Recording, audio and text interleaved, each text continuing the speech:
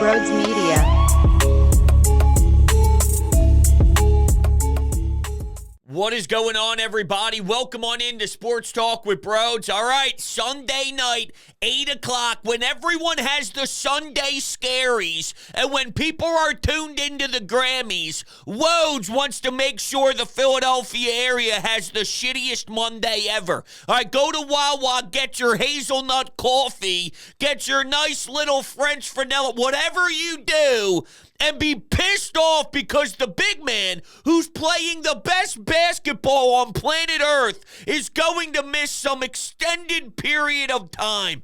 It blows, and it was the news that seemed inevitable, right? I mean, it's not shocking that we are here based off of the timeline and why did it take so long to get anything new and how come he was seeing 3, 4, 5 different doctors. Well, it's obvious he wasn't getting the information that he wanted, so let's speak to a couple of different experts to see if maybe there's some way around this, and the answer is you need surgery. Don't be fooled by the way the wording is, a procedure on a displaced flap. You want to know what a procedure on the displaced flap is? I'll tell you for free. My man's getting surgery on his meniscus, and they want to try and water down the message, but reality is that's where we're at, and I don't know how long this is going to take. It's possible it could be maybe 8 weeks or so, which would put you right at the back end of the regular season.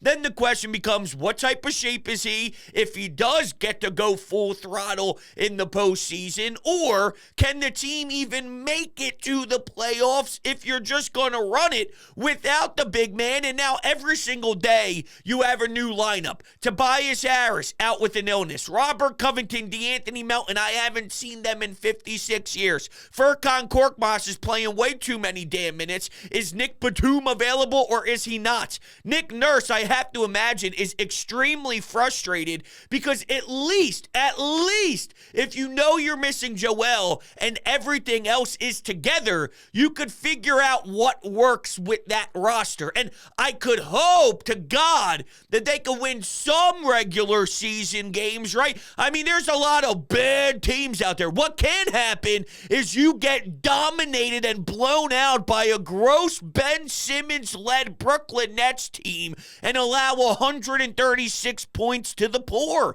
It just can't happen. So I would like to think if you had guys that were consistently in there, then Nick Nurse could figure out, hey, that lineup was plus 17 last game. Yo, that lineup was minus 12. I didn't really like what we did with that group, and hey, with the ball handler here, Pat Bev, maybe we can work some details out with this, and then there's some consistency involved to try and gain some life and just get to the finish line. I'm not talking about doing anything in the playoffs. You need Joel. Without Joel Embiid, you're screwed. I don't want to hear from anybody that this is Tyrese Maxey's team, that Tyrese Maxey can go do this thing solo. It's time to build around Tyrese. No. Tyrese Maxey is great, and Tyrese Maxey is going to be a superstar in this league.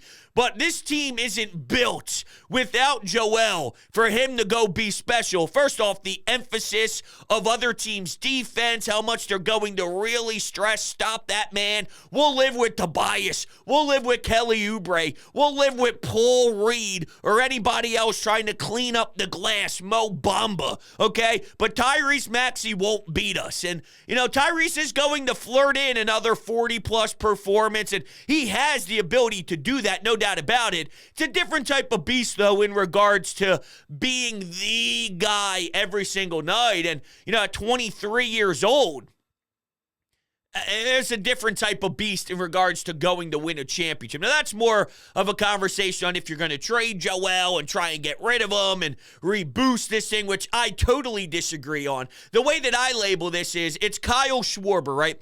Kyle Schwarber is a strikeout machine, but he can also hit 50-plus bombs. And if you're in a big-time spot and it's the NLCS Game 7, bases loaded, you're down 1, and there's 2 outs, I'm taking my swing with Kyle Schwarber. You know it could be one extreme, which in this case would be Joel Embiid not being healthy, but the other extreme is a home run, maybe a grand slam, and a big-time walk-off at the bank, and that would be if Joel Embiid could ever stay healthy. And I know what you're saying. He never stays healthy. I know. That's why I thought he was due. Believe it or not, after so many damn years of going through the same discussion, there was some belief deep down in me that wondered, we gotta get one lucky bounce. The quadruple doink, Kawhi Leonard off the rim 5 times goes through. When do we get our bounce, okay? Because here's Markelle Fultz elbowing him in the face.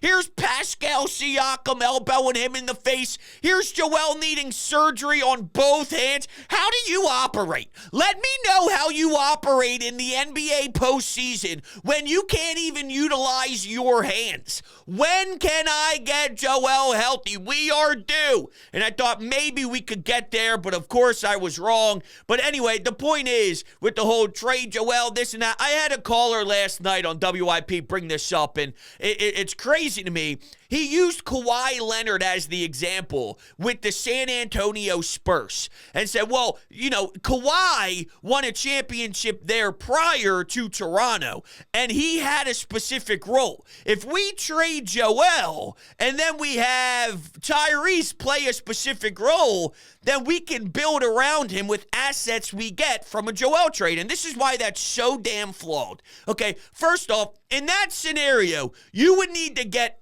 every piece that's in the return be sensational. Tim Duncan, Tony Parker, Ginobili, the list goes on and on. That team was Hall of Fame level gross. And while Kawhi had an excellent role there, he wasn't the guy. The guy is a big difference. And if you're saying Tyrese Maxey's just a role in an entire system here and a good scheme, and the assets you get back in return for Joel fills in the other holes, that means what you get in return needs to be Tim Duncan, Hall of Fame, Tony Parker, one of the best point guards to ever play the game. Ginobili was excellent in what he brought to the table. That is so outrageous. You're never going to get something back in return that's worth the value. And also keep in mind here, all right, Joel Embiid's the greatest right now. It's not even a debate. He's the greatest when on the floor at playing the sport of basketball. No one would ever give that up, right? And I know there's a qualifier here. He's injury prone. But let's remove that for half a second because it shows you just maybe the view around the league. The dude can't stay. He's the best player on the planet. You'd be an idiot to let that walk out of your building. So why would the Sixers? There's clearly something wrong if you are going to do that. I don't agree with it. I'm just letting you know what obviously some of the frustration has been and what some of the noise is, and I just think it's so foolish. But in what world would that not light off a red flag? Or why would that not have a big flashing red light? Hold on. Who would give that up? There's something to it, and nobody's naive here. Obviously, there's a risk involved with Joel, and some would say it's worth the risk because his ceiling is so high, and I agree. That's why I would keep him. But yeah, it's a lot. It's a very emotional time here, obviously. I wanted to spend more time on what this means and where they're at, more so than get him out of town. But I know, I've taken calls. I've seen it all. I've seen the reaction. It's time to give up on this guy, and I just don't believe it. It's just annoying that we are here. So, look, it's better than what I think the alternative is. Now that we're in this predicament, I don't want to be here, but since they've had that disaster of playing him in Golden State and asking him to do something when he wasn't obviously cleared enough to do it, regardless of what the medical staff says, anybody with 2 eyeballs watching him try and jump and then he falls to the floor and collapses could see that it's time to make a decision to yank his ass off the court.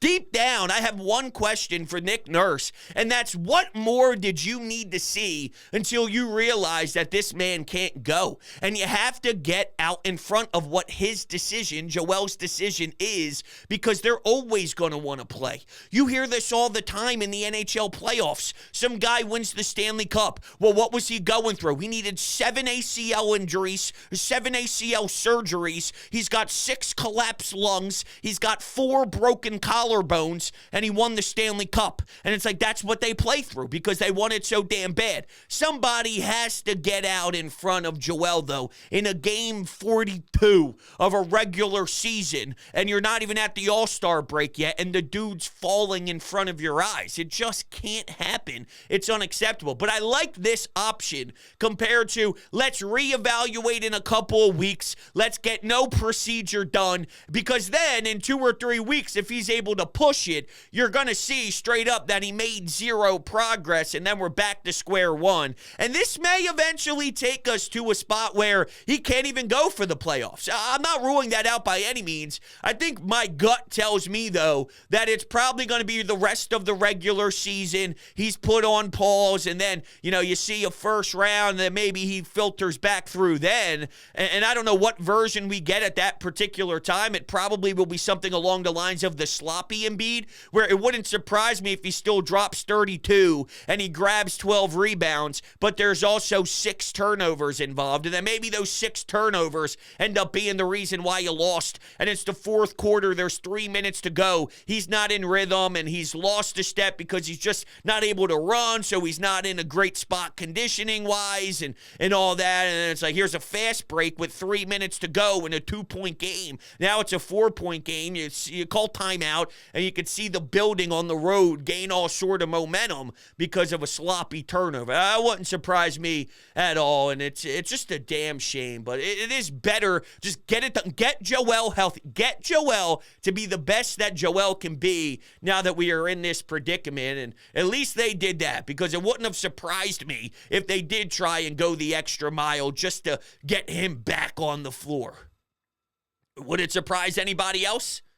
At least they got their head on straight on that department, although they put themselves in this problem. So will he actually return? I don't know. I don't think it's unfair, though, to look at that 8-week timeline and apply it as reasonable. It's reasonable. Now, if you're big on the whole social media doctor thing, because, of course, whenever a big star has a big injury, the doctors go on Twitter, they start quote tweeting things and all, and the pro football doc is saying that I don't see a way that he's going to return. Now, I'm paraphrasing a little bit. Prior to seeing Woj's report, he gave you a potential timeline without getting any procedure done, but if there was a procedure done, then it does seem like it's possible you just kind of close the door down and he won't be back at all. And I don't necessarily think that's a bad idea, because then we get a refresh Joel for next year. It's a hard sell to punt this season, no doubt about it. But if you think about where the Sixers are from a franchise point with contracts and the books and money and opportunities, it is intriguing to think about next season, even though I don't want to. I was ready to fully commit back to Sixers basketball, and now it just got ripped out of my chest before we even truly got started, because we were waiting for the Eagles to finish up their hires and to figure out what we were going to get from a coaching standpoint. Is the head coach staying? Is he leaving? Howie Roseman's press conference and all. We were waiting to get that info. We pretty much got the substance we were looking for, so now it's time to really embrace the basketball team, and I'll still be there every night, right? Like, I'm intrigued from just a personal level on how Tyrese Maxey is going to handle this. It's a lot of adversity. It's a lot of pressure, but I think the kid can absolutely take that on and be as great as he can be. I do think we'll have some exciting moments out of him, and now the pressure also applies to Daryl Morey, because when you look at the trade deadline, and I was always under the idea of, let's just go get respectful NBA help. In years past, guys 7 and 8 off your bench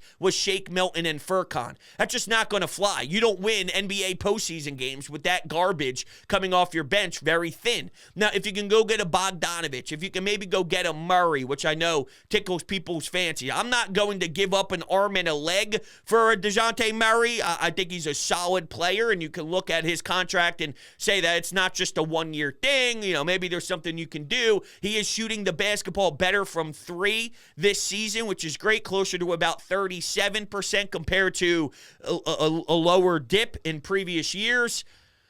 I'd be interested, but I'm not going overboard if the asking price is so monstrous. I'm not going knee-jerk reaction here. But there's two things you have to weigh out if you're Daryl Morey. If Embiid does come back and you don't be aggressive at the deadline, well, then maybe you hurt your chances to maximize this run, and that's a calculated risk that you have to take. And then also just Tyrese Maxey in general. The kid has an opportunity sitting right in front of him. Once again, I'm not going to the distance here of saying that this kid's going to take this city by storm. And another asinine call I took was, well, in 2017, everyone thought the Eagles were done because Carson Wentz went down in Los Angeles. And, you lost your left tackle, you lost some secondary pieces, and they surprised everybody with the backup QB. Why can't that be Maxey? Have you watched NBA basketball? Give me an example. Because I'll give you a billion examples of when somebody goes down and another team gets a grade A chance and they make the most of it. Kevin Durant goes down. Kawhi Leonard does his thing. That's reality. That's the norm. Yes, you can always pick an outlier here and there. But it's the NBA, dude. Superstar talent wins championships. That's what it's about. You got to have the superstars out there. Give me an example of when a non-superstar team went in there and just waxed and won a championship. Doesn't happen. Go look at the 0-1 Sixers. Amazing story. AI. Unbelievable. You go up against the juggernaut. You don't have enough. You go up against the juggernaut. You lose. That's what it is.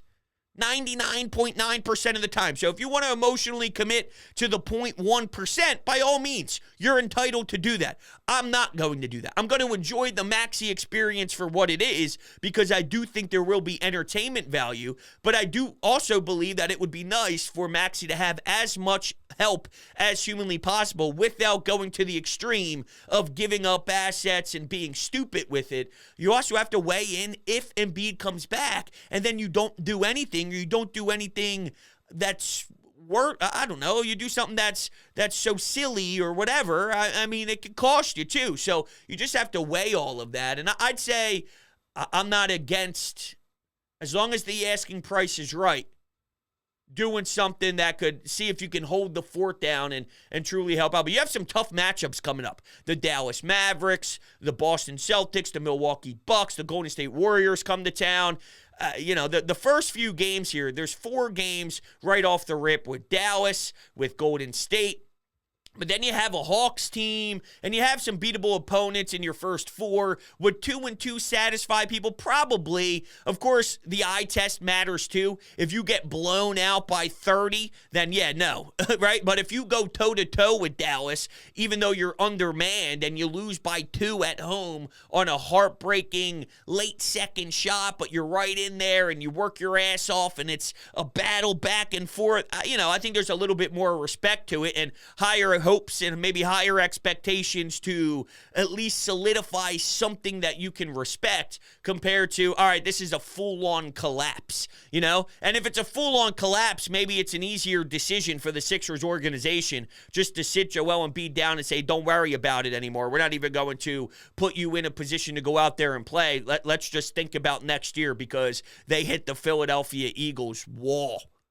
That would be bad, though, if you're telling me I have a back-to-back seasons where I'm watching the Eagles go through one of the most historic NFL collapses my eyes have ever seen, and then I do something similar with the Sixers. I guess the difference would be, there's a cause and an effect here on the Sixers, right? Your best player goes down, therefore you stink. That wasn't the case with the Eagles. You just flat out stunk. So it's not the same, but the result's the same. So if the result's the same, then I'm still just as devastated, I guess. I'm not devastated when my HelloFresh comes in the mail, though. That's for damn sure. And I'm telling you right now that you can get free breakfast for life with HelloFresh. What you need to do, it's very simple. You need to click the link down below in the description to get started, and you will get free breakfast for life. They're not playing around. And when I tell you from the bottom of my heart that HelloFresh was the best thing to ever happen to my wife and my baby, it's amazing. You never get stuck with these dinner time ruts where you're constantly going through the same exact dinners every single week. There's over 40 plus options. They have the biggest menu yet now, so they're including and incorporating more.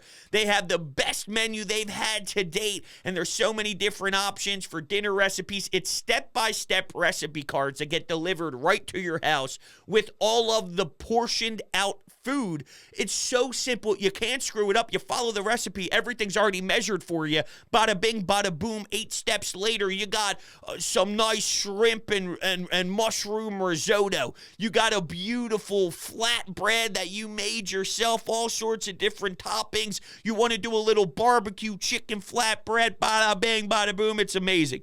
So don't let recipe boredom scare you here. They say breakfast is the most important meal of the day, and HelloFresh agrees. So that's why they're giving all subscribers free breakfast for life. Go to HelloFresh.com/BrodesFree and use code BrodesFree for free breakfast for life. One breakfast item per box while subscription is active. That's free breakfast for life at HelloFresh.com/BrodesFree with code BrodesFree. HelloFresh is America's #1 meal kit. I've never told a lie, people. I've never, ever, ever told a lie. Okay. Let's take your phone calls. Let's do it. How are you feeling out there, people?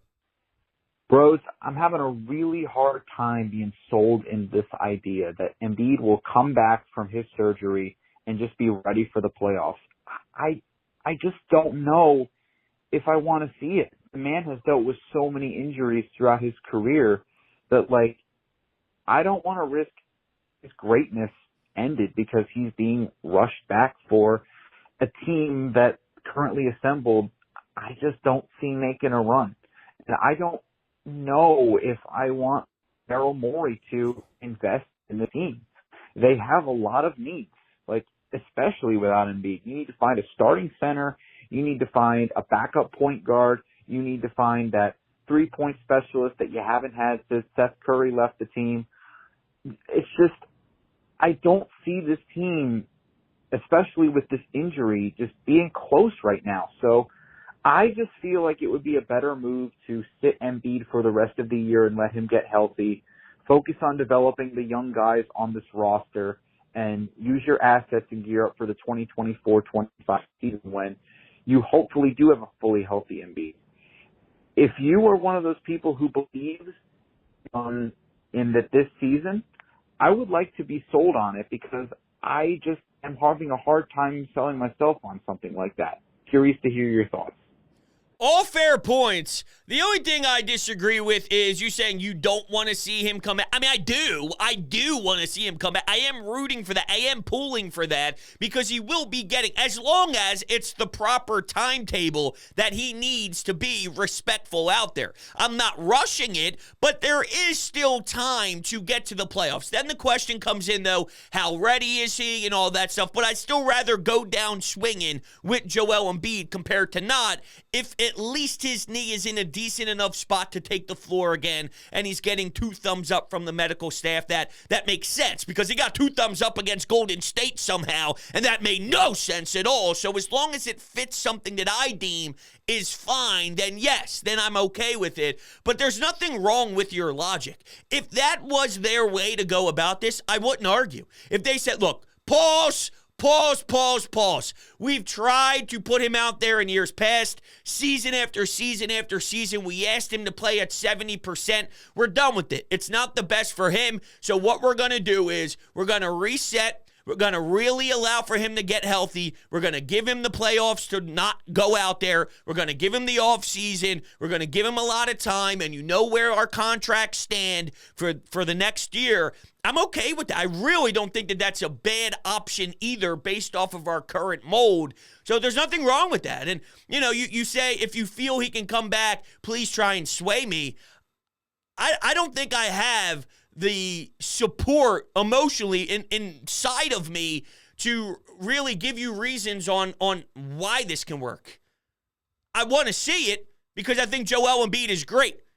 But I can't sell you based off of what we've already seen out of him and what we've seen out of this team for years and years and years and getting stuck in the second round, that it's definitely going to work. I can't do that.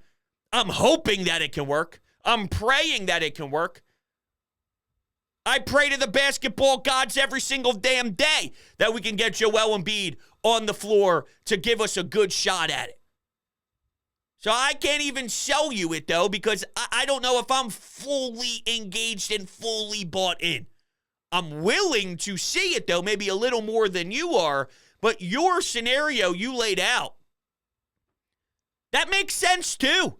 And it's hard to argue against it. And I get feeling down. I get feeling broken. It's a tough time right now. Every season, it's the same damn thing. It's gross. Well, we just got the unfortunate but expected news that Joel Embiid has a torn meniscus in his knee. And, man, it sucks every fucking year with this guy. I love him to death. I love Joel Embiid. But, God, can he stay healthy, man? I mean, it kills us every year. It's like he's a shell of himself come April and May. And now you might as well sit him out for the rest of the year. You might as well let him sit because, you know, it's not going to do you any better. But this is going to suck because now you're going to have to worry about seeding and where you might end up with Kyrie being your number one option. It sucks, man. They took the Flyers and the Sixers away from us in like 2 weeks. They're both rolling. And now back to normal, I guess. The law of averages. Anyways, brother, peace out. I'm ready for Philly season. Thanks, Zach. We did get some Phillies rumors from Bob Nightingale, if that tickles anybody's fancy. The seeding thing doesn't really bother me because it's irrelevant unless Joel Embiid is back, right? I mean, if he plays through this, which he's not, obviously we understand he's getting surgery, but if he was to play through this to focus on the seeding, and then you have a broken down Joel Embiid that could barely stand by the end, but hey, you're a 3rd seed instead of a 6th seed, how good is that? It's basically irrelevant at that time. So I'd rather be a 7th seed without Joel, and then obviously it'll be a tough matchup and a really pretty brutal ending potentially where you're getting knocked out in the first round because you're seeing a team that you normally see in the second round and fail. You're seeing them early, but then Joel is at least 80% instead of a 50% in the scenario where he plays for a better seeding. So, you know, the seeding is irrelevant right now. It's back-to-back calls, though, that just want to shut him down and say, dude, wrap it up, done, stop it, no. And it's hard to argue against it, but deep down, the Sixers fan in me wants to see what could happen. As long as it's in a respectful time and a respectful situation of his knee. I'm not forcing it. I want to make sure that that's known. I'm not forcing it.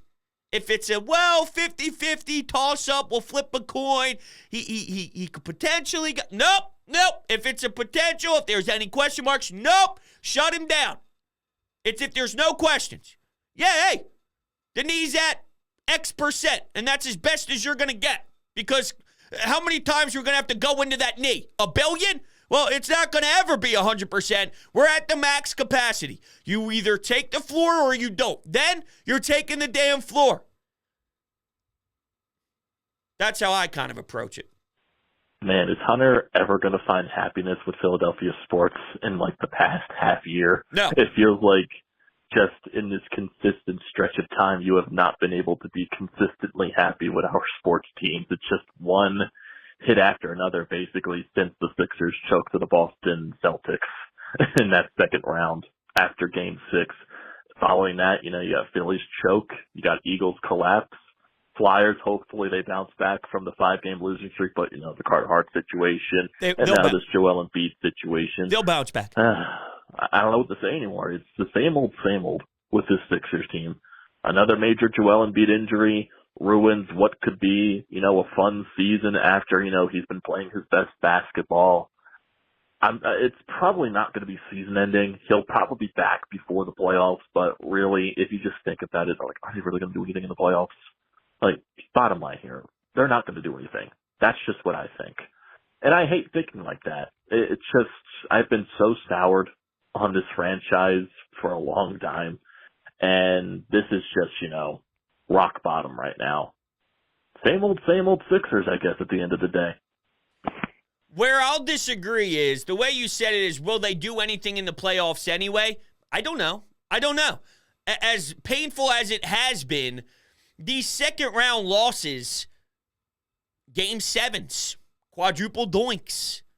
You had Game 6 at home to close out the Boston Celtics, and DeAnthony Melton can't make wide-open threes. Wide-open looks at the backstretch. We yell at Doc. We yell at Embiid not demanding the ball from James Harden when the ball got sticky in his hands and all that stuff. They had a chance to win Game 6, and they missed wide-open looks. NBA players missing wide-open looks. That's a problem. And then Game 7, they just no-showed. So, that's a problem too. But my point is, you're not far off from advancing. And if you keep getting cracks at it, I do feel eventually you will peek through. We've seen it in other sports. We watched the Alexander Ovechkin-led Capitals lose to Sidney Crosby and the Penguins over and over again until eventually they powered through that series and then they become Stanley Cup champions. It's not impossible. So I don't head into every year thinking, well, it's definitely going to be the same old. I'm expecting that eventually things do change. If you're constantly in that position, you're doing something right to be in Game 7s versus teams that are going to NBA Finals, that are going to the Eastern Conference Finals. You're right there. You're not far off. You're not that first-round team that loses in 5 in the first round that are just happy to be there. They're just, woohoo, we're happy to be there. That's not the case. So I don't know. So I don't like the, are they going to do anything anyway? They could. I can't rule it out. I can't. I don't know if he's going to make it to the end of the regular season, though. I don't think he's going to make it to the end of the regular season. My gut tells me he can return, but he returns and they're already in the playoffs. So there's no ramp-up period if he does get a chance to do it. What a world we live in, fellas. What a world. All right, everybody, I appreciate your time. Thank you all so much for hanging out with me today. We'll be talking again soon. I will see you all on the next one.